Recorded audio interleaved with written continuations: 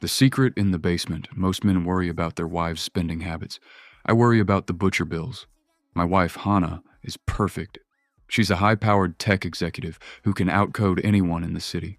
But every Friday, like clockwork, she disappears into our basement with 10 pounds of raw, grass-fed steak and locks the door for exactly 1 hour. "It's just my meditation, Mark," she'd say, her amber eyes glowing a little too brightly in the dark hallway. "Ancient traditions. Don't come down." For 3 years, I obeyed. But last night, the curiosity became a physical itch. I didn't just go down, I brought my camera, thinking I was documenting a weird hobby for our vlog. I reached the door. The silence was heavy, broken only by a low, rhythmic thumping sound, like heavy silk hitting the floor over and over. I cracked the door an inch. The basement wasn't a basement anymore. It was a forest of white. Hannah was standing in the center of the room, her human clothes discarded. Growing from the base of her spine were 9 magnificent, snowy tails, each one nearly 6 feet long.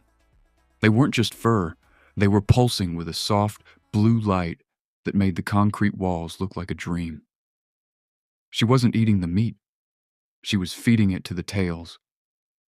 Each tail seemed to have a mind of its own, snapping at the air, absorbing the energy. Then she froze.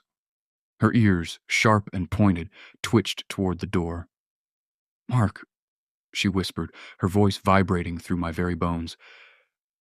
"I told you the modern world wasn't ready to see the real me." I dropped the camera. I expected her to lung, to erase my memory, or to vanish. Instead, she turned around, her 9 tails drooping sadly like wilted lilies. "The Wi-Fi," she sighed, her eyes turning back to their human brown. "It's draining my essence. If I don't recharge down here, I'll turn into a common street fox by Monday's board meeting." I didn't run. I stepped into the room and picked up the camera.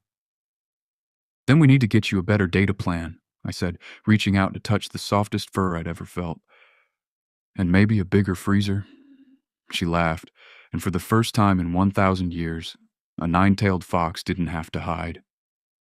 We uploaded the first glimpse of her tail to the channel that night. People think it's CGI. They think it's a high-budget prank. But as I watch her sleep next to me, her tail's tucked under the duvet like a weighted blanket, I know the truth. The world is changing, but some myths? They just want a quiet life and a husband who doesn't ask too many questions about the grocery list.